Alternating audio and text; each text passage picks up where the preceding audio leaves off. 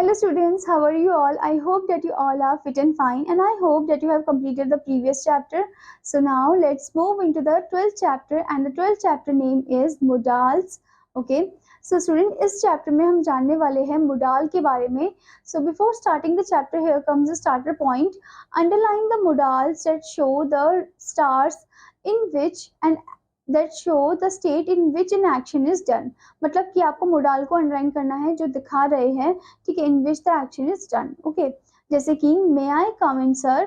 Okay, तो यहाँ पर आप देख सकते हो, यहाँ पर जो वर्ड मे है that is word that is the modal. Okay, तो आप कहाँ पर अंडरलाइन करोगे? आप अंडरलाइन करोगे मे पर. ओके, ऐसे ही आपको नेक्स्ट सेंटेंस दिया है, you must labour hard to get success. So student here you have to underline must. Okay, that is the modal. Okay, now let's start the chapter. So the first topic is modals.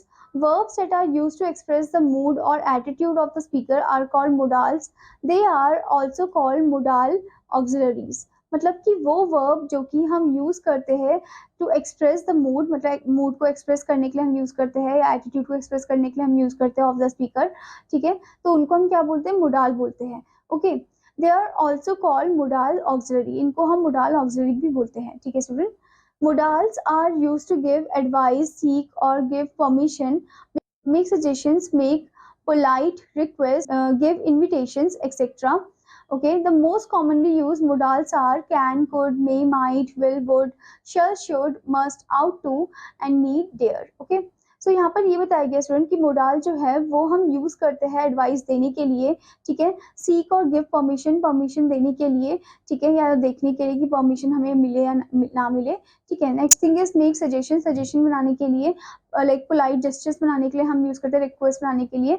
Okay, then give invitations etcetera. Okay, most commonly use modal आपको यहाँ पर दिए जैसे can, could, may, might, will, would, shall, should. Okay, this type of things. Now let's see ability, can, could. So we use can and can't to talk about someone's skill or general abilities. मतलब कि हम can and can't का use करते हैं ताकि हम demonstrate कर सके, हम बता सके, ठीक है, about someone's skill, मतलब किसी के स्किल के बारे में या जर्नल एबिलिटी के बारे में, ठीक है. For example he can speak English fluently. तो यहाँ पर आप देख सकते हो can का यूज किया गया है, ठीक है, और किसी की स्किल बताई जा रही है. Next thing is she can swim like a fish. Okay, next point, we use can and can't to talk about the ability to do something at a specific time in the present or future. हम can and can't का use करते हैं, ठीक है, किस चीज के लिए? To talk about the ability to do something, मतलब कि कुछ ऐसी चीज जो हम कर सकते हैं और एट अ स्पेसिफिक टाइम में, ठीक है, इन द प्रेजेंट और the future one. Okay, for example I can meet you. Next one, help, she can't swim. Okay, तो यहाँ पर आप देख सकते हो कैन और कांट का यूज है. Okay, now next student, we use could and couldn't to talk about the past. Could and couldn't का यूज करते हैं ताकि हम पास्ट के बारे में बात कर सके, जैसे कि for example he could speak English fluently. Okay, we couldn't dance at all. तो यहाँ पर आपने देखा कुड और कुडंट का यूज. ओके, तो स्टूडेंट इसी से रिलेटेड आपको एक्सरसाइज दी गई है which you have to complete. Okay students, now the next thing is permission, may, can and could. Okay, first thing we use may to give or seek permission. हम may का use करते हैं ताकि हम दे सके परमिशन या फिर सीख कर सके.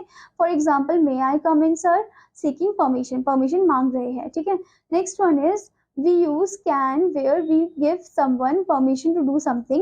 हम can का यूज करते हैं जहां पर हम किसी को परमिशन दे रहे हैं कुछ चीज करने के लिए. For example you can bring your best friend to the party if you want. तो यहाँ पर परमिशन दी जा रही है, ठीक है. Next one, we use could to say that something was permitted in the past. हम कुड का यूज करते हैं ताकि हम बात करें कि कुछ ऐसी चीज है जो परमिट की गई थी पास्ट में, ठीक है. For example many years ago he could play well but now he can't. ठीक है, पहले खेलता था वो अच्छा पर अब नहीं. Okay, now next one, we use can't to say that something is not permitted. हम कांट का यूज करते हैं ताकि हम बात करें कि कोई ऐसी चीज जो परमिटेड नहीं है. For example you can't park your car here. Okay, next thing student, we use couldn't to say that something was not permitted in the past. हम couldn't का यूज करते हैं ताकि हम बात कर सके that something which was not permitted in the past. Okay, for example we couldn't cross the border without our passport, मतलब हम बिना पासपोर्ट के बॉर्डर जो है वो क्रॉस नहीं कर सकते हैं। ठीक है, सो इसी से रिलेटेड आपको एक्सरसाइज दी गई है student which you have to complete. Okay, now next thing is student, certainty and intention, shall, will, would. Okay, so shall is used in second and third person to express promise or threat or determination. shall हम use करते हैं in second और third person में, जो कि express करता है promise को, थ्रेट को या डिटर्मिनेशन को। For example, we shall receive a prize. Next one, we shall be fine for our wrong doing. Next one, they shall obey you whether they like or not. Okay, like it or not. So here you can see कि shall का use किया गया second and third person में। ठीक है, next one, will is used to express promise, threat and determination. will का use करते हैं promise को एक्सप्रेस करने के लिए, threat को और determination को।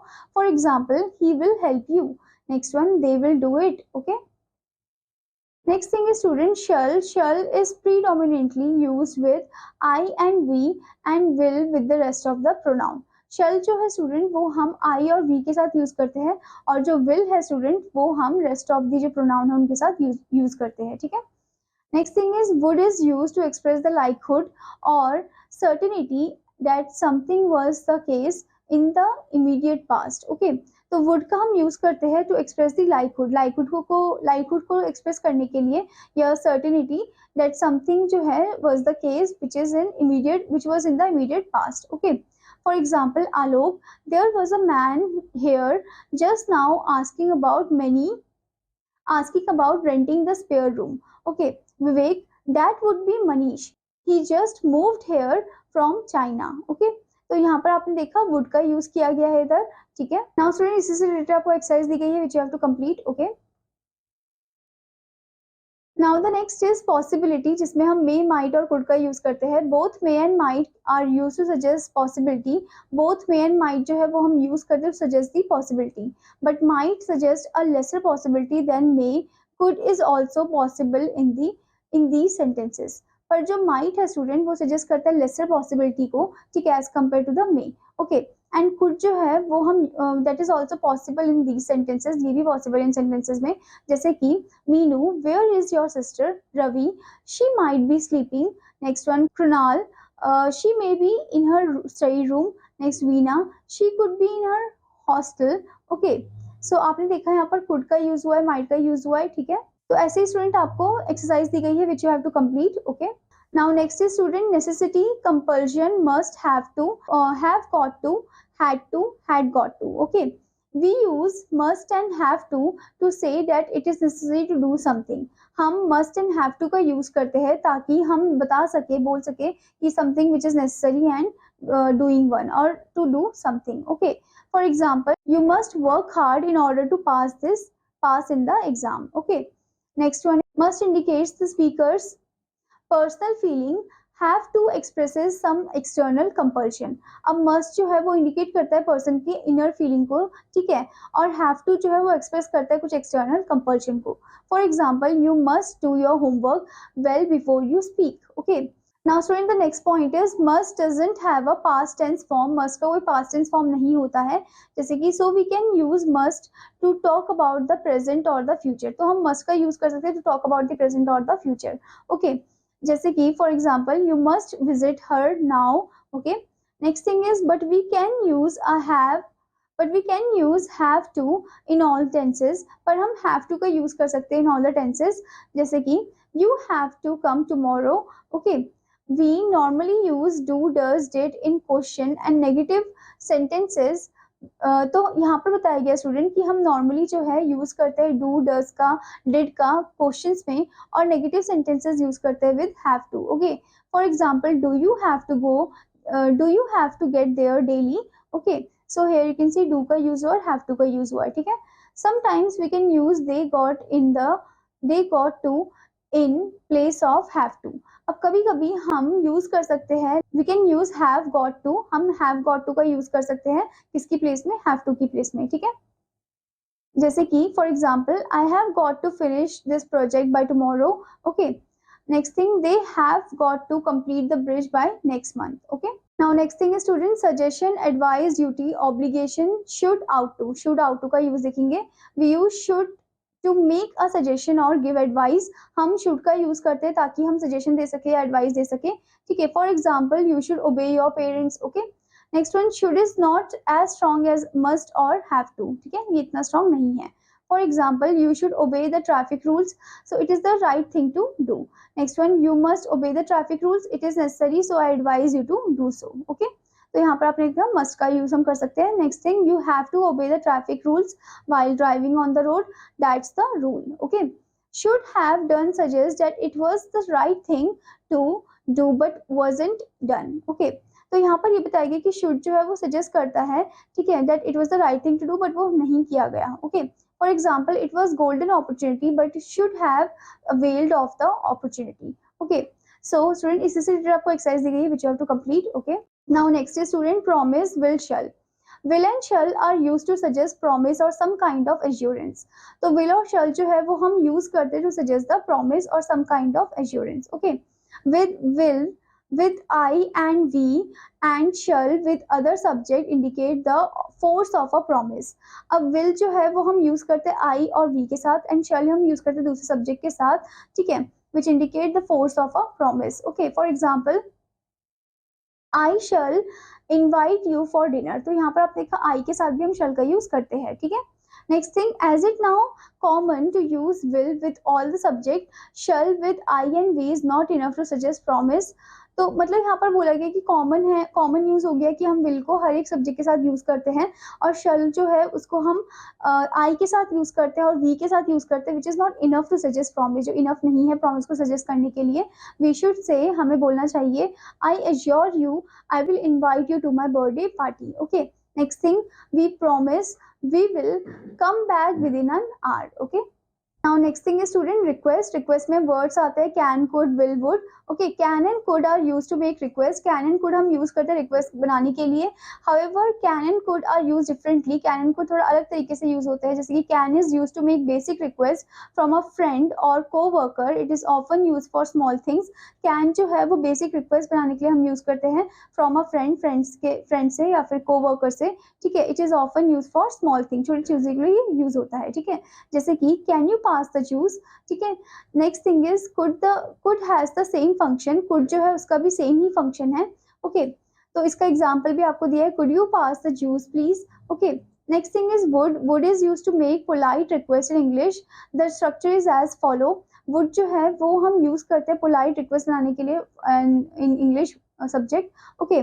in English one. So as you can see, the structure is given, would you mind plus verb plus ing. Okay. Example is given, would you mind closing the door. Okay. Next one, would you mind turning down the radio. Okay. You can also say do you mind, but would you mind is more polite.